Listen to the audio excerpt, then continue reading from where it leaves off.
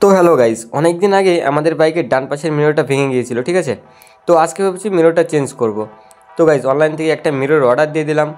মিররটা এখন আনবক্সিং করা হবে, ঠিক আছে, তোমাদের সামনে।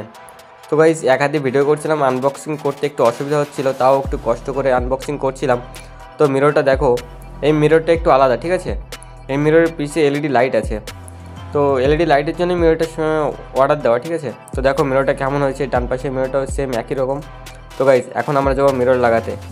তো দাদা বাইক চালাচ্ছিলাম, আমি বাইকের পিছে বসে যাচ্ছিলাম গ্যারেজে, যেখানে লাইটগুলো লাগানো হবে। তো ফাইনালি গাইস, এখন আমরা গ্যারেজে চলে আসলাম। গ্যারেজে এসে আমরা চেক করছিলাম মিররটি ঠিকঠাকভাবে লাগে কিনা। তো গাইস, এখানে একটা প্রবলেম হয়ে গিয়েছে, ঠিক আছে।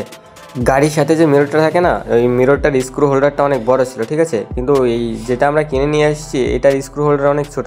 তাই আমরা 200% আইকিউ ব্যবহার করে মিররের যে স্ক্রু হোলটা আছে ওটাকেই বড় করার সিদ্ধান্ত নিলাম। তো একটা ড্রিল মেশিন দিয়ে পুরোটা বড় করার চেষ্টা করছিলাম, ঠিক আছে। একজন ড্রিল মেশিনটা ধরে রেখেছে, আর একজন স্ক্রু হোলটা বড় করার চেষ্টা করছে।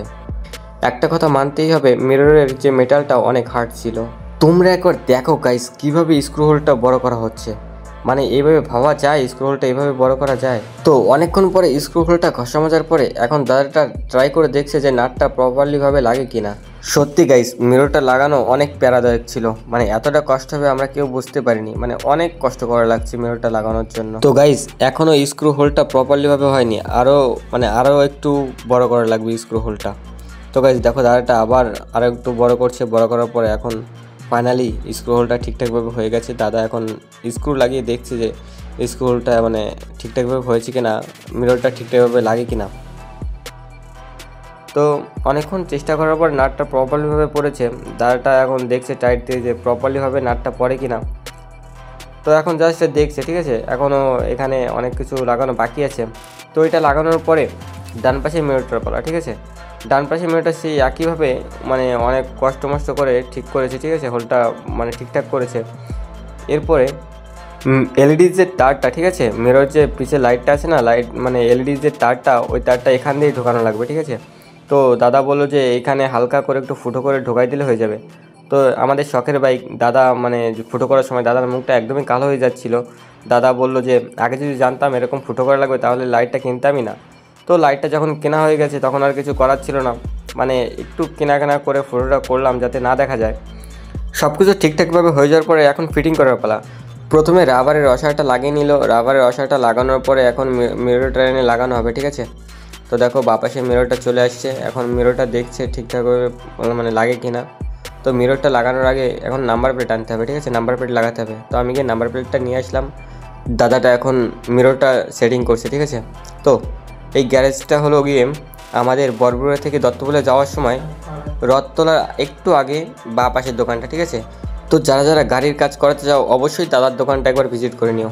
তো দাদাটা সুন্দরভাবে এখানে নাটগুলো টাইট দেওয়ার পরে এখন এই পাশের নাটগুলো টাইট দেওয়া হচ্ছে। তো এই পাশেও ঠিক নাম্বার প্লেটটা ঠিকঠাকভাবে সেটিং করার পরে নাটগুলো টাইট দেওয়া হচ্ছে। তো যারা যারা এখনও ভিডিওটিকে লাইক করেনি তারা প্লিজ ভিডিওটিকে একটা লাইক করে দিও, ঠিক আছে। আর চ্যানেলে নতুন এসে থাকলে প্লিজ চ্যানেলটিকে সাবস্ক্রাইব করে দিও এরকম নতুন নতুন ভিডিও দেখার জন্য। তো গাইস, এখন দেখো মিররটা ঠিকঠাকভাবে লাগানো হয়ে গেছে। মিররটা ঠিকঠাকভাবে লাগানোর পরে বা পাশে মিররটা মানে ঘুরছিল না, ঠিক আছে, মানে ফিক্সড হয়েছিল। তো দাদা বললো যে এখানে নাটটা একটু ঢিল দিতে হবে। তো দাদা নাটটা ঢিল দিয়ে দিচ্ছিল। নাটটা ঢিল দেওয়ার পরে দেখো এখন প্রপারলি আয়নাটা ওয়ার্ক করবে।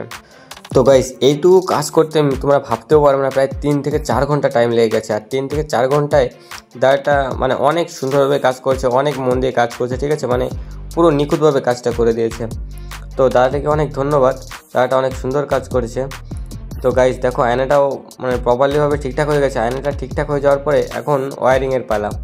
তো গাইস, ওয়্যারিং হয়ে যাওয়ার পরে এখন বাইকের লুকটা দেখো। তো গাইস, অবশ্যই কমেন্ট করে জানাবে বাইকটাকে কেমন লাগছে দেখতে নতুন মিররটা লাগানোর পরে।